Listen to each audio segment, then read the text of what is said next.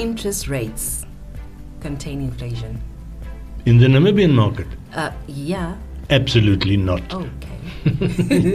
You see, this is the reason why I sometimes find it hilarious what so-called intelligent people say on public stages, platforms, because they don't see the bigger picture. It's a very simple answer. Will interest rates, or is it possible for the Bank of Namibia to manipulate inflation through the local interest rate? No. And the reason why it's very obvious, and you should know this statistic now offhand. I'm very fond of citing it, quoting it. 84%, everything we consume, eat and drive and put in our cars and whatever, put on our bodies, the clothes we wear, the building material we use, 84% comes from South Africa, or let's say the rest of the world via South Africa, but the majority comes from South Africa. So it means that our inflation is a factor of international inflation. What the inflation is there where the South African traders buy from local manufacturers in the Western Cape or in Gauteng, or from manufacturers in Harare or Lubumbashi or even in Mozambique, but most importantly from manufacturers in Europe and in China. That determines the local inflation, not anything that we do. And also we don't refine any of our own fuel. Our fuel, all of it comes via South Africa. So the fuel inflation, which is what we've been seeing for the last 2.5 years, is also imported. It is not determined by us. So it doesn't matter if we can make interest rates again 15%. It will not dent inflation by 1/10 of a percentage point. It will have no impact. But can you remember in the last few weeks in this program, somebody saying that the cost of crude will come down by hook or by crook, otherwise the Trump administration loses the elections in November. Yeah. And isn't that exactly what's been happening in the last week? Dramatic reduction in the cost of crude. On Tuesday, it went below $80 a barrel for the first time since I think they invaded Iran on the 28th of February. So the first week in March, we already had this massive price shock. And so it's now the first time, March, April, May, June, 3.5 months, that we are approaching the price levels that we saw before the 28th of February.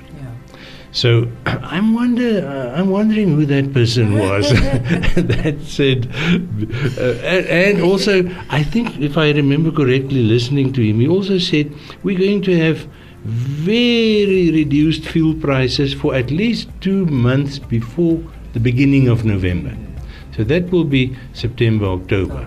And I still, not I, he, still said, because the American voter wants to see relief at the fuel pump in a way that he can trust. Yes. It's all about confidence with the American consumer.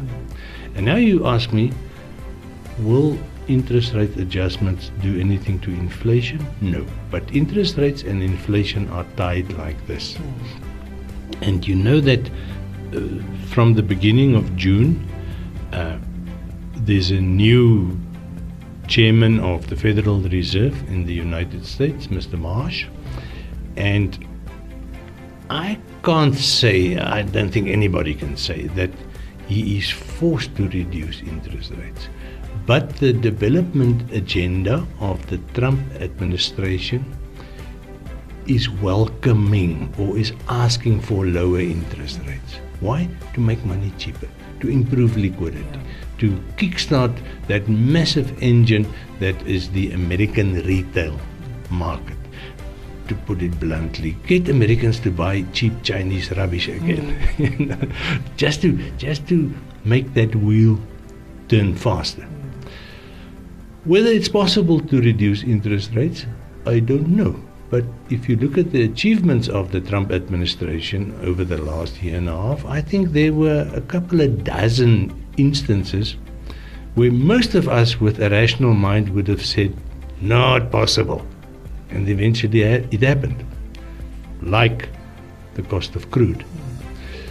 The only thing we need to watch out for is that fuel or crude oil is traded in an options market. In other words, the fuel that I pay for today, I only take delivery of 90 days, 3 months from now.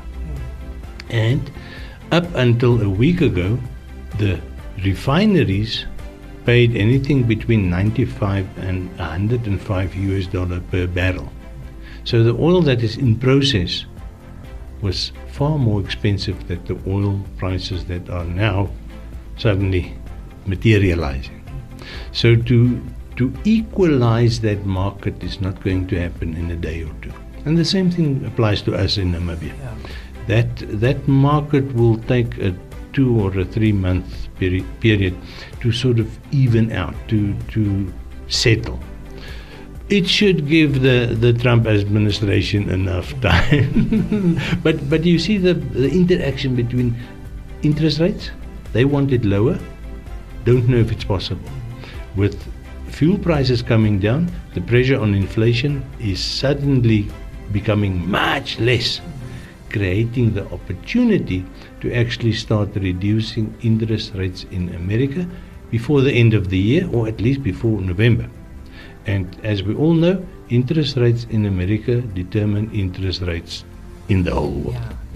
And on that note, we unfortunately have to say goodbye. Thank you so much for tuning in. You can, of course, go to economist.com.na and listen to all our previous talks, very interesting talks that we've had on EconoCheck. Let's talk business with Mr. Daniel Steinman. From me, Elsie Vitimiani, and from the team, as well as Mr. Steinman, we say goodbye.